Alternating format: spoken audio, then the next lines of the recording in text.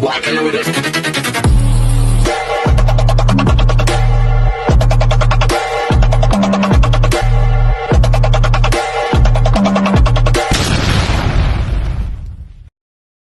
Hi everyone! Good evening! I'm back! It's your Mama Sam dito sa Sam Sam TV. Kamusta naman kayo mga amigo, amiga, kumare at kumpare? Sana lahat kayo ay okay at safe ngayong araw na to. Syempre ko ako naman ang tatanungin nyo. Nakikita naman ninyo ang beauty ng Mama Sam ninyo. Fresh pa rin, di ba? Ay nako, medyo masama ang pakiramdam natin today. Masakit yung lalamunan ko. Hindi ko alam kung bakit. Parang sisipunin ako. Dahil siguro napasama yung ligo ko kagabi. Or dahil kumain ako ng yung coco gulaman, sobrang tamis.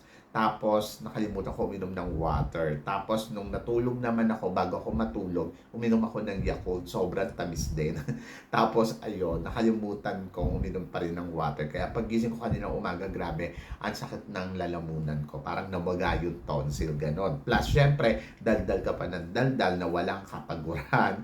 Talaga namang sasama pakiramdam natin, di ba? So, kumain ako ng strawberry kanina and then ng orange. So, yun yung kinain ko para maging feel better tayo. Syempre, vitamin C. Alam na ninyo yan. And then, ayun. So, nakapag-lunch na rin kami. Ang ulam namin, papaya na nilagyan ni Nur ng white chicken. O, di ba? Tapos, medyo maang-anghang siya. So, ayun, madami ako nakain. Ang bongga. Ang sarap kasi. And then, ano pa ba? Ayun, madaming ganap sa school ngayon. Sobrang nakakapagod. But, syempre, laban lang. Kasi parang hanggang March 15 na lang yung klase namin, guys. Finally, magbabakasyon na kami ng ilang buwan. So, babalik na kami sa... Ako, ang balik ko nyata sa June. Kung hindi ako nagkakamali, medyo matagal-tagal pa.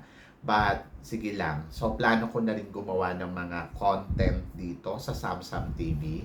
At alam naman ninyo na gusto ko talagang gumawa ng mga kung ano-anong content. So mag-suggest nga kayo, ano ba ang magandang content. Ayoko ng travel. Parang gusto ko yung medyo funny, na may pagka-naughty, mga ganon. So yon. So parang feeling ko kasi dapat mag-interview ako ng mga lalaki. Kaya lang kasi kung mag-interview ako ng mga lalaki, parang hindi nyo naman maiintindihan yung sasabihin nila, di ba? So siguro mag-ano na lang kayo, gumawa kayo ng question, tapos na gusto nyong itanong natin sa lalaki. Tapos siguro pupunta ako doon sa lugar na pwede sila ma-interview ng bonggang-bongga. Yung nakakapagsalita ng English, ganon.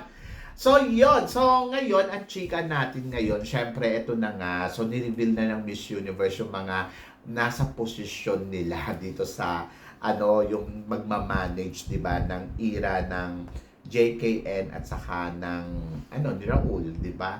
Ang pangalan Legacy JKN, 'di ba? So 'yon, JKN Legacy. Ayan ang bagong pangalan ngayon ng organization ng Miss Universe. Syempre pinagtatanggal na nila diyan yung mga dapat tanggalin na parang feeling mo hahadlang talaga sa mga nila, sa mga ganap nila. So, syempre wala na si Paula Shugart, wala na si Amy. So, yung dalawang yan, nakita ko yan dito sa Bangkok dati, naloka ako. Parang feeling ko tuwan-tuwa sila kay, kay Kun An. Kasi, katabi ko si Paula Sugar, nakaupo siya dito, tapos katabi ko siya. Tapos nakikita ko yung reaction niya, nagbubulungan silang dalawa ni Miss Amy. Tuwan-tuwa sila kasi parang feeling nila tagumpay sila dito sa Miss Universe. Tapos yon, isa-isa na sila nag-resign. Sinimulan kay Esther, tapos kay Mama Esther, tapos sumunod dito kay sumunod nga dito kay Paula Sugar, tapos si Amy. So wala na silang tatlo, 'di ba? So ngayon, sino ba mga pumalit sa kanila? Syempre, sino ba ang CEO? CEO si Miss Amy. So ang pumalit sa kanya ay si Kun An. Pinag-resign niya at pinalitan siya ni Kun An. 'Di ba? Bukod dun kay CEO, syempre honor din siya. So dalawang title. Sana lagay niya na rin Universe, di ba? Para mas bongga. So yon. So si Kun An na ang CEO na dating posisyon ni Amy. So ano man nagawa ni Amy noon sa Miss Universe? Parang feeling ko wala naman. Maliban lang doon sa ginulo niya. Charot. Anyway, so nakakalungkot pa rin kasi syempre alam mo na magagaling tong mga creator, magagaling silang mga tao at kung paano sila mag-isip ng gagawin nila, talaga naman panalo. So ngayon tingnan natin kung anong ibubuga ni Kun An bilang CEO ng Miss Universe. Grabe no, layo ng narating ni Kun An. Bukod dun sa owner na siya, CEO pa siya. O, di ba? Parang isipin mo, sino ba makakapag-isip na sila na ang magmamanage ng Miss Universe, di ba? So, grabe, wala talaga sa ano, parang grabe yung pagbabago, parang grabe yung kaganapan na nangyayari. And then, syempre, ang pumalit kay Paula Sugar, syempre si Raul Rocha, di ba? Si Raul Rocha Canto ang presidente ngayon ng Miss Universe at ang kanyang, at syempre, honored din siya, partnership siya ni Kun An. Ako sa totoo lang, medyo may tiwala pa ako dito kay Raul eh. Kasi si Raul kasi parang feeling ko, maayos na tao. Yung kumbaga maayos na negosyante.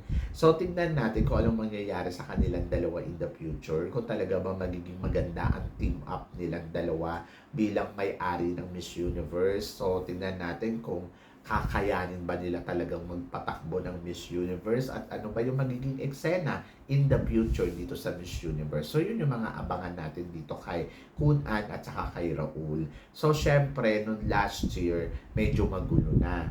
So, ngayon, this year, hindi ko alam kung baka mas gumulo. Charot.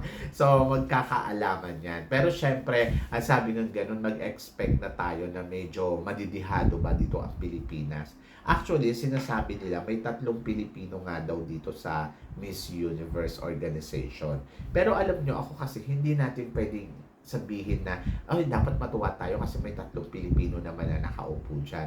At the end of the story, syempre, iisipin pa din, ano dyan, yung boss pa rin yung may say dyan. Pag sinabi ng boss na gusto ko tong manalo, ito ang mangyayari, di ba? Imagine mo na lang, di ba, sa nilabas niyang statement, di ba sinabi nga ni Kun An na nakipag-argue siya dito kay Miss Amy at saka sa presidente pero hindi siya pinakinggan.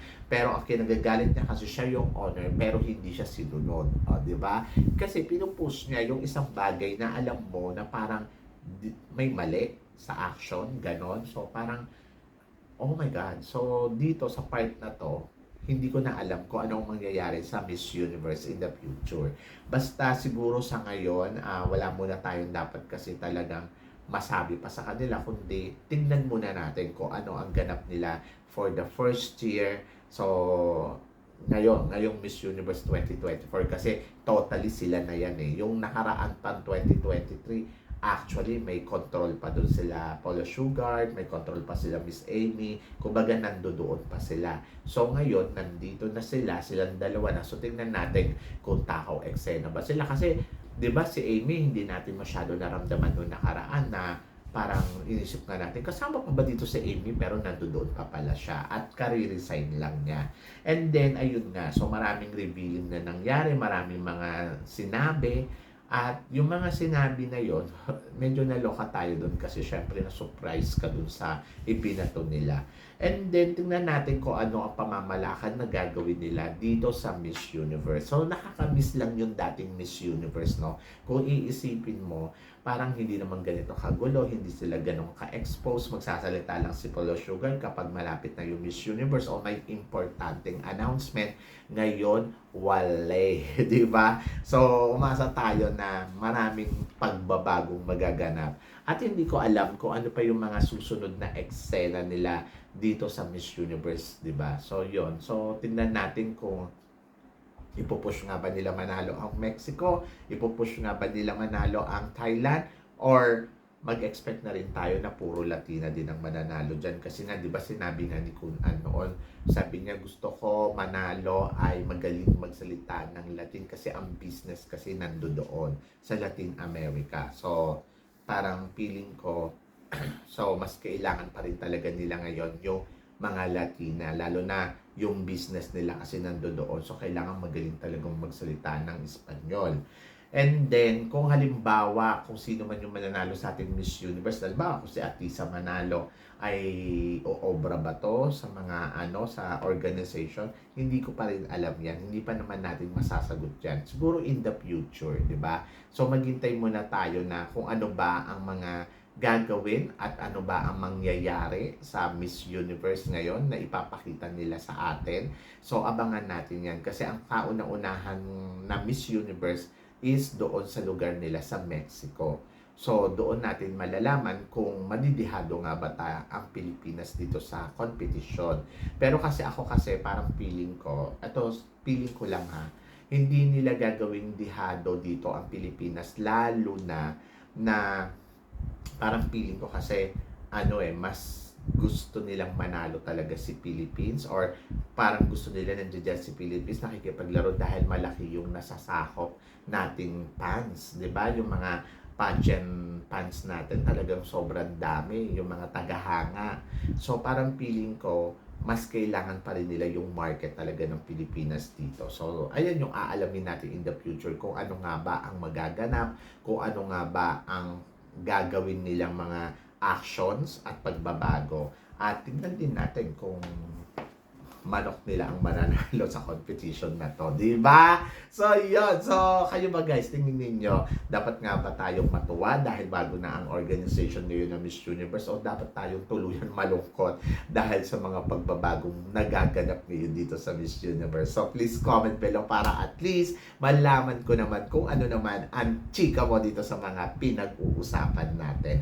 So, yun guys, yung suggestion ko, yung hinihingi ko sa inyong suggestion, sana comment ninyo yun sa baba kung ano yung gusto nyong content na gawin ko dito talaga sa Samsam TV. Gusto ko na kasi magbago talaga ng content dito. Kaya lang, wala pa akong time na gumalaw. Pero sabi ko nga, since na malapit na yung bakasyon, so I think, ayan na yung ipupush ko. So yun. So guys, maraming salamat sa inyong lahat sa walang sawang suporta na ibinibigay ninyo dito sa channel ko. At sa mga hindi pa po nakaka-subscribe dyan, please don't forget to click like and subscribe my channel at i-click na rin po ninyo yung notification bell para lagi kayong updated syempre sa aking mga chika. Sabi ng ganon, always keep smiling and always think positive. Walang imposible guys. Syempre, magtiwala lang tayo sa itaas. So guys, hanggang dito na lang. Hanggang sa muli nating chikahan.